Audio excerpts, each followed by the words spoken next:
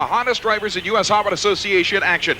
Al Stebbins from Orange City, Florida, in the near lane with the infamous Black Magic Corvette. 514 cubic inches of fuel-injected, methanol-burning, nitrous oxide-injected 1982 Chevy Corvette, one of the original killers on the U.S. Hot Rod Association National Event Trail. But in the other lane, five-time U.S. Hot Rod Association National Event winner Dale Hickey from Clearwater, Florida, in the 1927 Ford T-Roadster called Alcoholic 2. The last time we saw Hickey in the winner's circle was in New Orleans, Louisiana. Indeed, the the fuel-injected, nitrous oxide-injected Chevrolet-powered machine of interesting displacement, only 377 cubic inches of small block Chevrolet, can give the Black Magic machine fits. Remember the track record here set by John Runner, 1.92 seconds. Tremendous race, and the Black Magic Corvette gets the first win. Sideways spin out for Hickey at the finish line.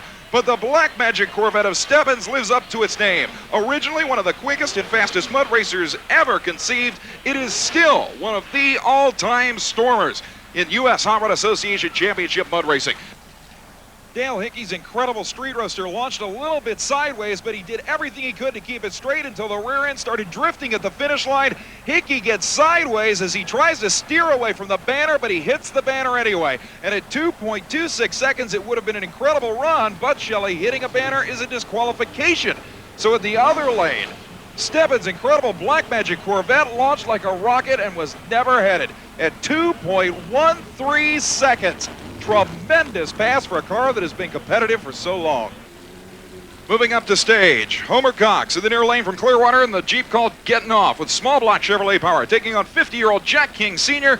in the Excavator #1. The green light comes on, the hole shot to Homer Cox, and Homer Cox manages to hold off Jack King Sr. with a hole shot. Tremendous battle, but in this instance, because of the hole shot by the machine in the near lane, the elapsed times may not have matched up. Indeed, Cox may have run much quicker in losing and still may have advanced. We'll have to wait and see. Jack King leaves the starting line plenty strong as the 50-year-old in the Excavator #1 drives it through a little bit sideways of the shutdown with a tremendous 2.57 second run. But over the other lane, this incredible piece of equipment, the Getting Off Jeep, was right behind him by only 0.09 of a second. At 2.66 seconds, the Getting Off machine was behind by just a few feet at the finish line. One of the most unusual machines you'll ever see here in the near lane. This is Tony Yanis. Of all things, a 1988 Monte Carlo in the mud, 557 cubic inch cast iron Chevrolet rat motor with nitrous oxide injection and a 2-speed power glide transmission taking on this machine. The Grin and Barrett 1986 Ford Ranger of Dave Henson from Castleberry, Florida. There you get a chance to see the fuel-injected, methanol-burning, and nitrous oxide purging, as we just saw, Monte Carlo. However, Henson using a big block 427 Chevy motor in this Ford Ranger. The elapsed time to beat, 2.13 seconds by the Black Magic Corvette of Al Stebbins, still low ET. As they move up the stage. Waiting for the green flag, the lowrider Monte Carlo in the near lane against the high-flying four-wheel drive Chevy-powered Ranger. Problems for the Ranger and a tremendous run for Tony Yanis. That may be the quickest pass of this event. What a blast for the Tampa racer. The crowd goes berserk as the 557 cubic inch Chevrolet puts down one of the best runs of the night. You can't blink at this place, you're going to miss all the excitement. As we've pointed out, the quickest and fastest mud racers in the world each and every year. Here at the Super Bowl of Motorsports, the U.S. Hot Rod Association National Event Racing does not get any quicker than this. Well, I don't think anybody was ready for Tony Yanis' run in the right-hand lane. 2.27 seconds as the Grin and Barrett Ranger of Dave Henson ran into serious problems coasting on through at 5.95. But Shelley, it's only 0.14 of a second slower than the Black Magic machine. On the starting line, a piece of equipment that I think may be one of the most popular mud vehicles we have ever seen in the U.S. Hot Rod Association competition, and this is its first ever national event appearance.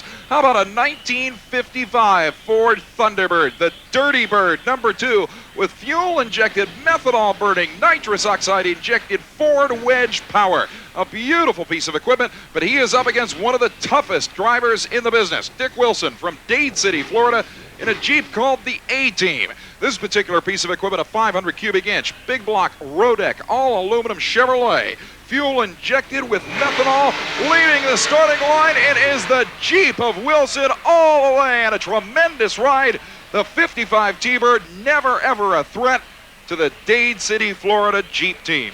Like you said, it's his first national met. Maybe he'll learn from this experience. We'll see him again sometime. I'll tell you, regardless of his performance, I think when that machine pulled out, we got a bigger crowd response than of any of the vehicles so far. But Dick Wilson advanced very, very well here last year with the A-Team Jeep, and in that particular lane, the quickest elapsed time so far, 2.57 seconds by Jack King Sr. That run may have been good enough to give him the quickest elapsed time in that lane. Well, Dick Wilson leaves the starting line plenty hard. The front wheel's just skimming the surface as he goes through with a tremendous 2.28 second run. That'll give him the lead in that lane. But Shelley, this thing is incredible. It sure is. I wish you could say the same thing about skimming along so easily, but for a pretty new car to the field, a 2.80 is still a very respectable time. Well, Shelley, on the far lane, that machine right there is the one everybody is waiting to see. The defending champion here at the U.S. Auto Association Super Bowl of Motorsports, and the man who to this day, 12 months later, owns the quickest elapsed time in the history of U.S. Auto Association 100-foot-long mud racing. This is John Runner from Orlando, Florida, and here's his opposition.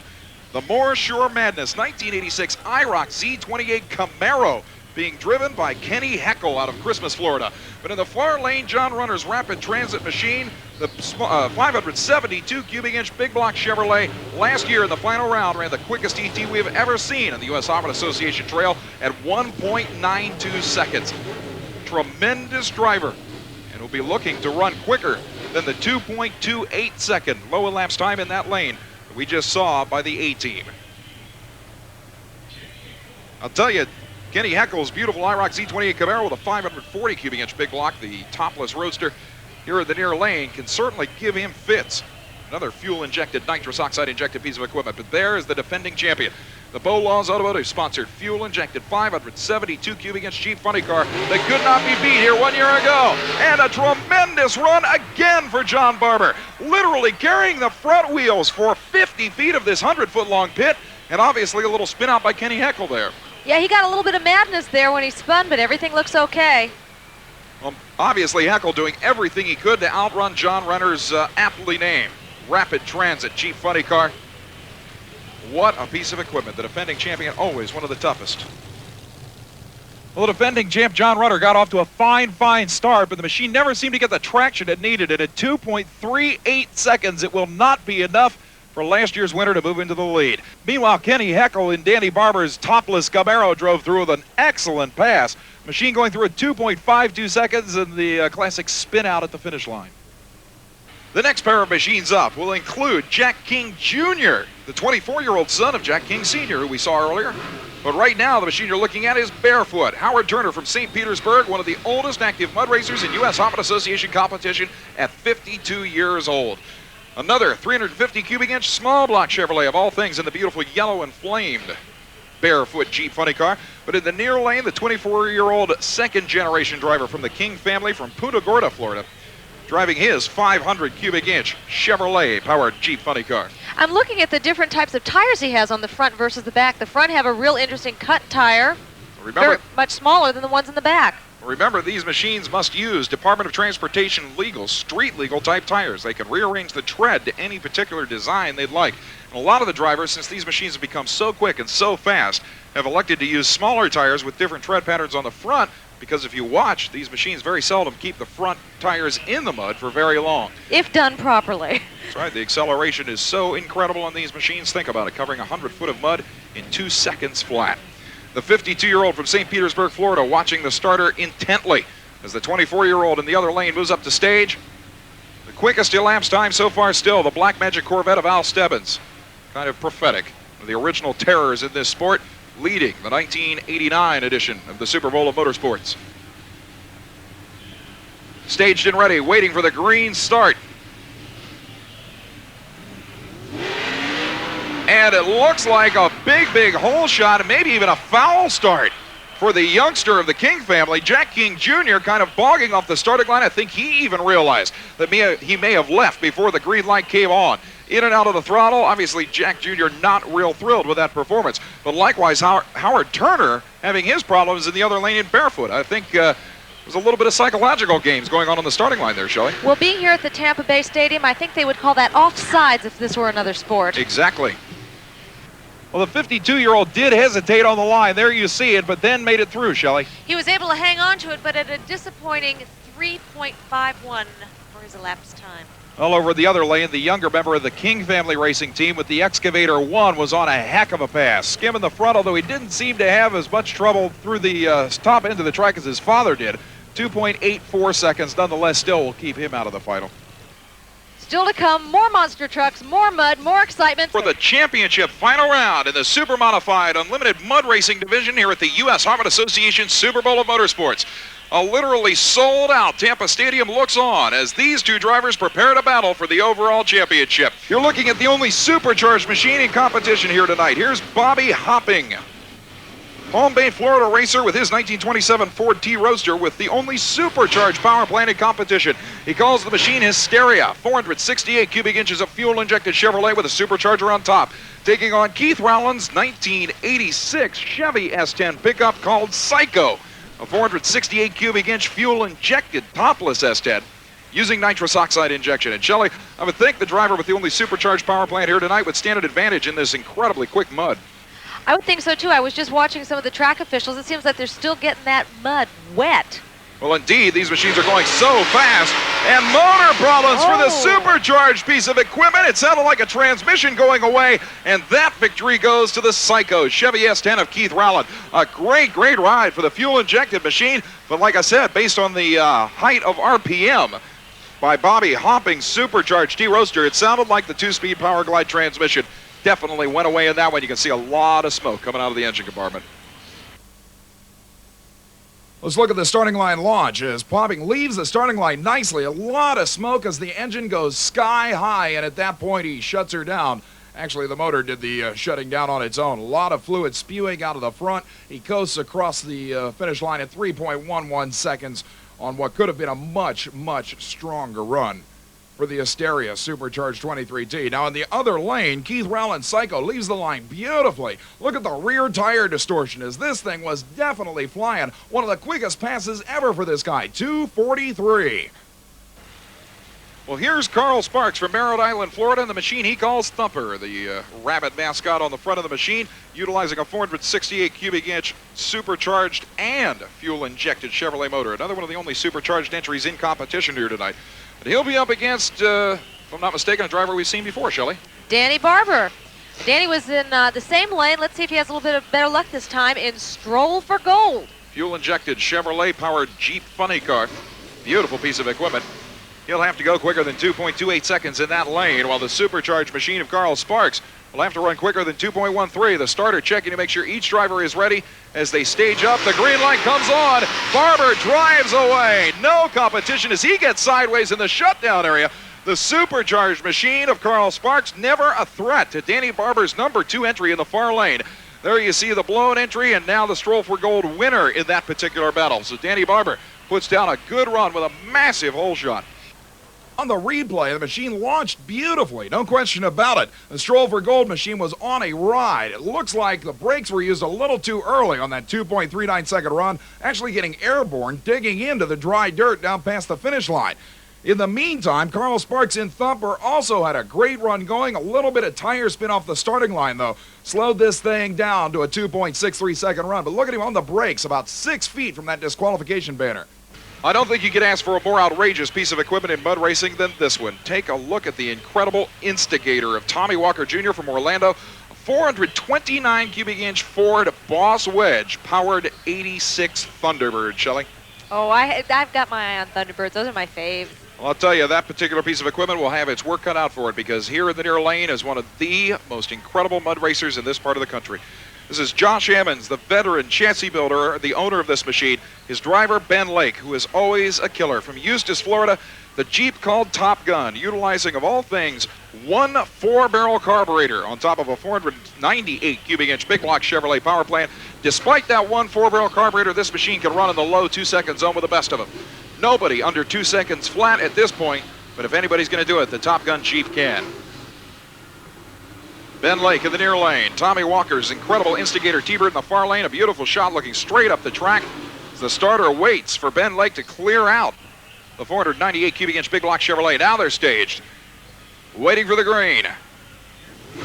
The whole shot goes to the T-Bird, but Lake drives around him. And the Instigator locks up the brakes as he heads almost down to the retaining wall. But Ben Lake in the Top Gun Jeep may have put down the run that he needed to take over the #1 spot. Despite the Instigator leaving first, Ben Lake took Josh Hammond's single 4-barrel Jeep Top Gun around him on the top end. What a way to pick up a victory. You know, starting line reactions are so critical in this sport. Seldom does a driver have the power to come around from behind. But you can see Ben Lake in the Top Gun driving around Walker, 245 to a losing 249. The T-Bird being disqualified for breaking that top-end banner. Here's the Chevy Underglass Jeep funny car of Terry Marshank from Largo, Florida. Utilizing, again, a Chevrolet small block power plant. We've got a lot of guys here tonight utilizing the small block underdog motor. And he'll be up against this piece of equipment, the Shadow 1927 Ford Roadster, being driven by Gene Sparks from Cocoa, Florida. This machine, another 468 cubic inch big block Chevy, fuel injected and using nitrous oxide injection. So the Shadow with the big block power plant. The yellow Chevrolet Underglass Jeep funny car using a 378 cubic inch small block fuel injection and, of course, that extra oxygen from nitrous oxide injection. These look like two of the lightest cars I've seen this evening. As a matter of fact, neither one weighs more than 2,300 pounds. But as we pointed out on past U.S. Harvard Association national event telecasts, most of these drivers are opting now for machines as light as 2,000 pounds in unlimited mud racing here in the super modified division. The Shadow clears out the big block power plant and now moves into stage. But the whole shot by a bunch goes to the small block. Unfortunately, Terry Marshank had to get out of the throttle as it looked like he was almost going to go out of bounds. A tough break as Marshank had a great run running. He was forced to lift off the throttle at about the 80-foot marker when the machine started going sideways and heading for the left side boundary. Marshank gets an elapsed time of 2.70 seconds sideways, but in the other lane, Gene Sparks in the Shadow had the worst tire spin we've seen so far. Never got any kind of momentum, and poor Sparks is in there trying to figure out what in the world he's going to do. The steam off the exhaust headers as he finally comes across the finish line at 4.28 seconds. Here's Billy Boydston and the Jeep he calls True Grit, another machine utilizing big block Chevrolet motivation, this time with carburetors and nitrous oxide injection. And he'll be taking on a machine that did exceptionally well here last year, the Magnum Force Jeep of Mike and Richard Jones from Titusville, Florida. The 22-year-old has been involved in some kind of racing, Shelley, for 10 years behind the wheel of this machine. Well, both of them sound like they're movie fans, too. True Grit versus Magnum Force is like John Wayne versus Clint Eastwood here. Could be a heck of a battle, no question about it. If I had to put favoritism on any machine, it would be in the machine that you see on the left-hand side of your screen, the Magnum Force #2 of Mike and Richard Jones. Car that can easily put down a low 2-second blast. Dickie Wilson still leading the standings in that lane at 2.28 seconds, even though no less than 5 drivers have come within 0.15 of a second of that time. Well, I know if Magnum Force wins, it will make his day. A classic shot of the rear view of these machines, 5'6" wide at the back. The DOT cut tread tires, and the whole shot goes to the Jones brothers. No contest. Even though the incredible True Grit stock wheelbase machine of Bill Boydston gave him a run for it all the way down, Boydston started getting sideways near the finish line, and the Magnum Force boys will get the win in this round. You know, both these drivers had to do some serious driving. Here you see Jones. He is definitely working on that steering wheel as he comes across the finish line on a slippery pass. 2.74 seconds. Looking over to see if he even got to the finish line first on that one. But tire spin is becoming a problem as we get into the later runs. Watch the stock wheelbase Jeep, though. True Grit. This was some driving to keep this thing straight in the lane and still under power. He goes through it a losing 2.96 seconds, but that stock wheelbase gave him a ride. This is the Walkin' Tall Jeep of Buddy Abbott from Winter Haven, Florida. The right-hand side of your screen, the driver who won the New Orleans Superdome Championship last year, Rod Perry and John Willis's Whiplash, 468 cubic inch Chevrolet powered machine. Shelley, he'll be taking on the blue entry on the top of the screen of Buddy Abbott from Winter Haven, Florida, called Walkin' Tall, using 514 cubic inches of Ford. There's the Ford machine. They leave the starting line and an unbelievable upset as Perry bogged the motor about 30 feet off the starting line, and the blue Ford-powered machine of Buddy Abbott came back for the win. Rod Perry of the Whiplash Jeep, an upset loss in this first round of competition, and Buddy Abbott taking his Ford-powered Jeep funny car to a well-deserved victory. But I'll tell you, despite the stunned look on Abbott's face, Shelley, it is not often you see Rod Perry lose. The man who won the New Orleans Championship 1.5 years ago leaves the starting line and bogs badly. You can see him get back at the throttle, the tire speed evident by the incredible distortion, but the elapsed time, 2.70 seconds, is a lot slower than Rod Perry will normally put down. In the other lane, Bud Abbott, the walk and tall machine, got sideways down near the finish line. He stays in the throttle of the machine perfectly at an angle, then straightens out when he gets out of the throttle at 257. So the final round will pit the Black Magic Corvette of Al Stebbins, the killer for the last 5 years in this part of the country, against Dickie Wilson's A-Team Jeep Funny Car in the championship super modified dash for all the marbles. And we'll be back with more action at the 0.13 seconds.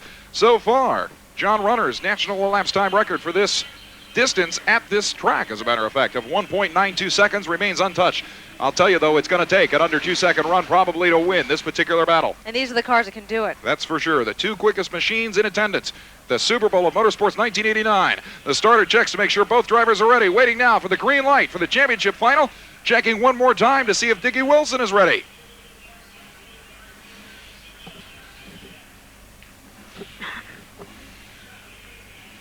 The starter checking to see if both drivers are staged. The championship on the line at the 1989 Super Bowl of Motorsports.